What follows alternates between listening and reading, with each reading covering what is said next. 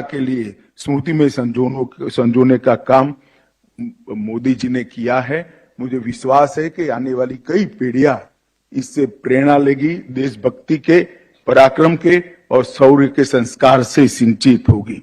आज जो यहाँ पर एक दूसरा काम हुआ है, नेताजी स्मारक की घोषणा, उसमें वो द्वीप पर, सुभाष द्वीप पर म्यूजियम भी बनाया जाएगा, एक गाइडेड ट्रेल भी, रूट बनाया जाएगा। पोर्ट ब्लेयर और इस द्वीप के बीच में समुद्र की लहरों का आनंद पर्यटक ले पाए, इसलिए रोपवे भी बनाया जाएगा। लेजर और लाइट एंड साउंड शो भी बनाए जाएंगे और अम्यूजमेंट पार्क और खाने पीने की व्यवस्थाएं भी की जाएगी। ये स्मारक को एक ऐसा स्मारक बनाने का भारत सरकार का प्रयास है जिससे सुभाष बाबू के पराक्रम को आने वाले कई सालों तक, कई पीढ़ियां इससे संस्कार ले सके, इससे प्रेरणा ले सके। मैं आज इतना ही कहना चाहता हूं कि मोदी जी की सरकार बनने के बाद 2015 से सेना के लिए ढेर सारे कदम उठाए गए। वन रैंक वन पेंशन का मसला हल किया गया। सेना के एडमिनिस्ट्रेटिव स्ट्रक्चर में ऐतिहासिक परिवर्तन किए गए। सेना को, हमारी पूरी डिफेंस सिस्टम को आत्मनिर्भर बनाने का प्रयास किया गया।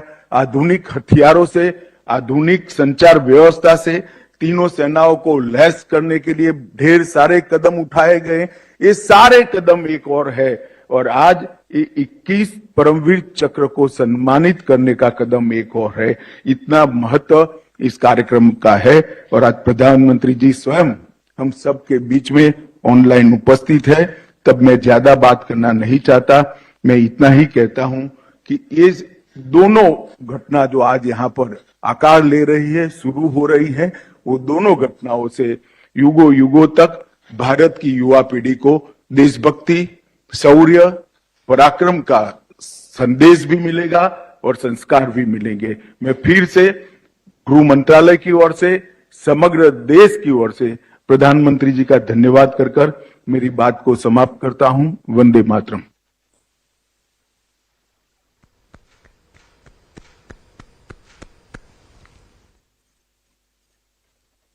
धन्यवाद मंत्री महोदय।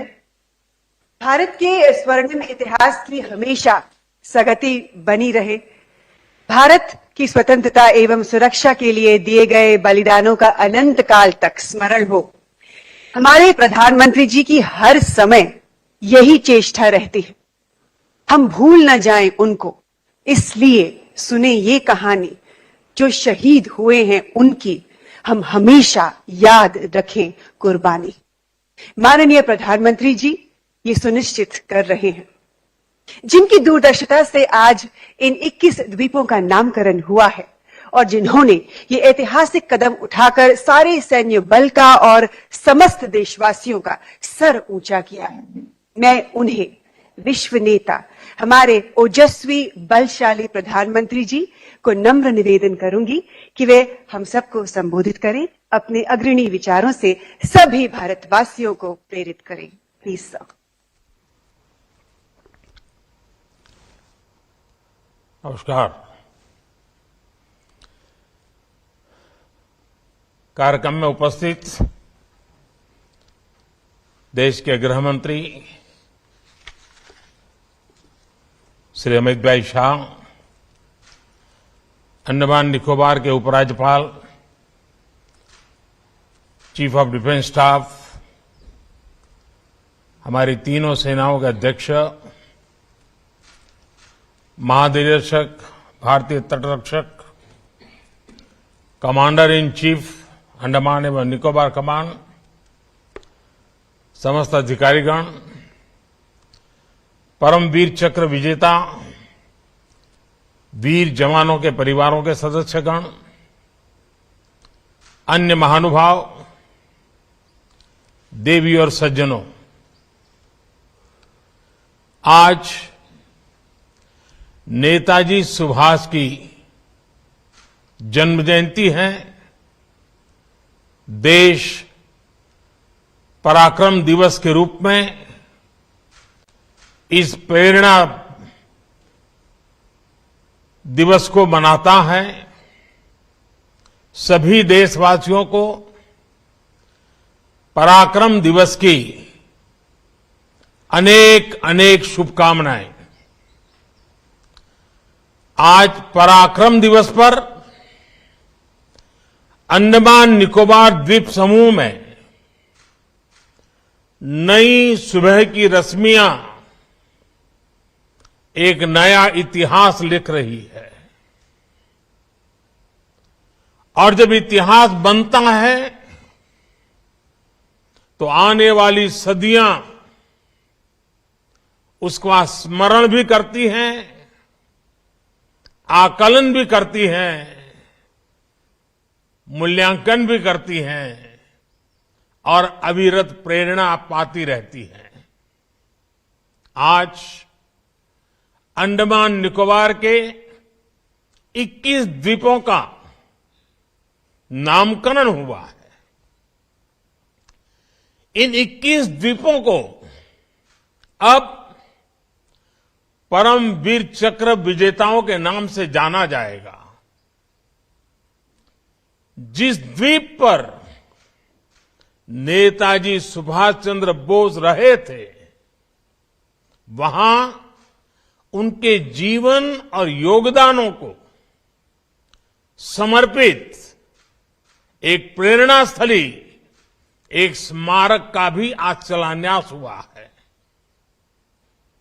आज के इस दिन को आजादी के अमृत काल के एक महत्वपूर्ण अध्याय के रूप में आने वाली पीढ़ियां याद करेगी। नेताजी का ये स्मारक शहीदों और वीर जवानों के नाम पर ये द्वीप हमारे युवाओं के लिए, आने वाली पीढ़ियों के लिए एक चिरंतर प्रेरणा का स्थल बनेंगे। मैं अंडमान निकोबार द्वीप समूह के लोगों को और सभी देशवासियों को इसके लिए बहुत बहुत बधाई देता हूं। मैं नेताजी सुभाष और परमवीर चक्र विजेता योद्धाओं को श्रद्धापूर्वक नमन करता हूं। भाइयों और बहनों, अंडमान की ये धरती वो भूमि है जिसके आसमान में पहली बार मुक्त तिरंगा फहरा था। इस धरती पर पहली आजाद भारतीय सरकार का गठन हुआ था।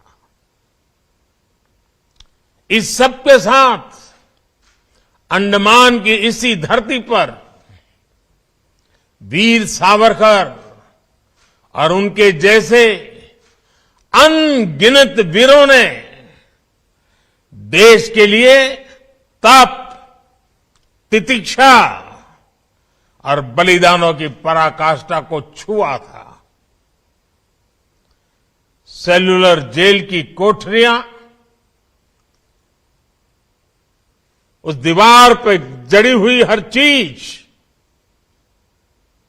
आज भी अप्रतिम पीड़ा के साथ साथ उस अभूतपूर्व जज्बे के स्वर वहां पहुंचने वाले हर किसी के कान में पड़ते हैं, सुनाई पड़ते हैं। लेकिन दुर्भाग्य से स्वतंत्रता संग्राम की उन स्मृतियों की जगह अंडमान की पहचान को गुलामी की निशानियों से जोड़कर रखा गया था। हमारे आइलैंड्स के नामों तक में गुलामी की छाप थी, पहचान थी। मेरा सौभाग्य है कि 4-5 साल पहले जब मैं पोर्ट ब्लेयर गया था तो वहां मुझे 3 मुख्य आइलैंड्स को भारतीय नाम देने का अवसर मिला था। आज रॉस आइलैंड नेताजी सुभाष चंद्र बोस द्वीप बन चुका है। हैवलॉक और नील आइलैंड स्वराज और शहीद आइलैंड्स बन चुके हैं। और इसमें भी दिलचस्प ये कि स्वराज और शहीद नाम तो खुद नेताजी का दिया हुआ था। इस नाम को भी आजादी के बाद महत्व नहीं दिया गया था। जब आजाद हिंद फौज की सरकार के 75 वर्ष पूरे हुए तो हमारी सरकार ने इन नामों को फिर से स्थापित किया था। साथियों, आज 21वीं सदी का ये समय देख रहा है कि कैसे जिन नेताजी सुभाष को आजादी के बाद भुला देने का प्रयास हुआ, आज देश उन्हीं नेताजी को पल पल याद कर रहा है। अंडमान में जिस जगह नेताजी ने सबसे पहले तिरंगा फहराया था, वहां आज गगनचुंबी तिरंगा आजाद हिंद फौज के पराक्रम का गुणगान कर रहा है। पूरे देश में और देश के कोने कोने से जब लोग यहां आते हैं तो समंदर किनारे लहराते तिरंगों को देखकर उनके दिलों में देशभक्ति का रोमांच भर जाता है। अब अंडमान में उनकी याद में जो म्यूजियम और स्मारक बनने जा रहा है, वो अंडमान की यात्रा को और भी स्मरणीय बनाएगा।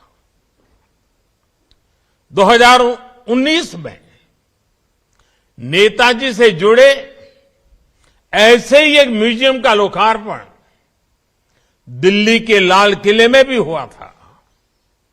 आज लाल किला जाने वाले लोगों के लिए वो म्यूजियम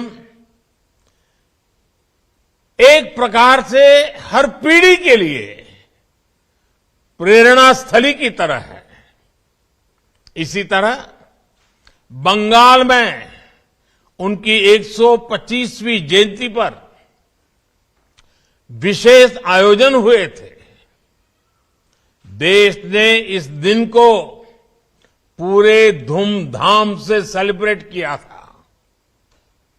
उनके जन्म दिवस को पराक्रम दिवस के रूप में घोषित किया गया। यानी बंगाल से लेकर दिल्ली और अंडमान तक देश का ऐसा कोई हिस्सा नहीं है जो नेताजी को नमन न कर रहा हो, उनकी विरासत को संजो न रहा हो। साथियों, बीते 8-9 वर्षों में नेताजी सुभाष चंद्र बोस से जुड़े ऐसे कितने ही काम देश में हुए हैं जिन्हें आजादी के तुरंत बाद से हो जाना चाहिए था, लेकिन उस समय नहीं हुआ। देश के एक हिस्से पर आजाद भारत की पहली सरकार 1943 में बनी थी। इस समय को अब देश ज्यादा गौरव के साथ स्वीकार कर रहा है। जब आजाद हिंद सरकार के गठन के 75 वर्ष पूरे हुए, तब लाल किले पर देश ने झंडा फहराकर नेताजी को नमन किया था। दशकों से नेताजी के जीवन से जुड़ी फाइलों को सार्वजनिक करने की मांग हो रही थी। ये काम भी देश ने पूरी श्रद्धा के साथ आगे बढ़ाया। आज हमारी लोकतांत्रिक संस्थाओं के सामने कर्तव्य पथ पर भी नेताजी बोस की भव्य प्रतिमा हमें हमारे कर्तव्यों की याद दिला रही है। मैं समझता हूं ये काम देश हित में बहुत पहले हो जाने चाहिए थे, क्योंकि जिन देशों ने अपने नायक नायिकाओं को समय रहते जनमानस से जोड़ा, साझे और समर्थ आदर्श गढ़े, वो विकास और राष्ट्र निर्माण की दौर में बहुत आगे गए। इसलिए यही काम आजादी के अमृत काल में भारत कर रहा है, जी जान से कर रहा है। साथियों, जिन 21 द्वीपों को आज नया नाम मिला है, उनके इस नामकरण में भी गंभीर संदेश छिपे हैं। ये संदेश है एक भारत श्रेष्ठ भारत की भावना। ये संदेश है देश के लिए दिए गए बलिदान की अमरता का संदेश। वयम अमृतस्य पुत्राः।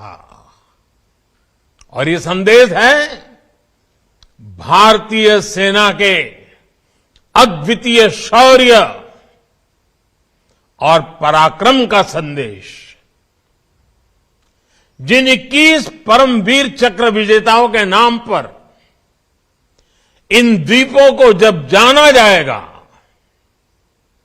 उन्होंने मातृभूमि के कण कण को अपना सब कुछ माना था। उन्होंने भारत मां की रक्षा के लिए अपना सर्वस्व न्योछावर कर दिया था। वे भारतीय सेना के हैं, वे वीर सिपाही देश के अलग अलग राज्यों से थे, अलग अलग भाषा, बोली और जीवन शैली के थे, लेकिन मां भारती की सेवा और मातृभूमि के लिए अटूट भक्ति उन्हें एक करती थी, जोड़ती थी, एक बनाती थी। एक लक्ष्य, एक राह, एक ही मकसद और पूर्ण समर्पण। साथियों, जैसे समंदर अलग अलग द्वीपों को जोड़ता है, वैसे ही एक भारत श्रेष्ठ भारत का भाव भारत मां की हर संतान को एक कर देती है। मेजर सोमनाथ शर्मा, पीरू सिंह, मेजर शैतान सिंह से लेकर कैप्टन मनोज पांडे, सूबेदार जोगिंदर सिंह और लांस नायक अल्बर्ट एक्का तक, वीर अब्दुल हमीद और मेजर रामास्वामी परमेश्वरन से लेकर सभी 21 परमवीर, सबके लिए एक ही संकल्प था, राष्ट्र सर्वप्रथम, इंडिया फर्स्ट। उनका ये संकल्प जब इन द्वीपों के नाम से हमेशा के लिए अमर हो गया है। करगिल युद्ध में ये दिल मांगे मोर का विजय घोष करने वाले कैप्टन विक्रम, इनके नाम पर अंडमान में एक पहाड़ी भी समर्पित की जा रही है। भाई और बहनों, अंडमान निकोबार के द्वीपों का ये नामकरण उन परमवीर चक्र विजेताओं का सम्मान तो है ही, साथ ही भारतीय सेनाओं का भी सम्मान है। पूरब से पश्चिम, उत्तर से दक्षिण, दूर सुदूर, समंदर हो या पहाड़, इलाका निर्जन हो या दुर्गम, देश की सेनाएं देश के कण कण की रक्षा में तैनात रहती है। आजादी के तुरंत बाद से ही हमारी सेनाओं को युद्धों का सामना करना पड़ा। हर मौके पर, हर मोर्चे पर हमारी सेनाओं ने अपने शौर्य को सिद्ध किया है।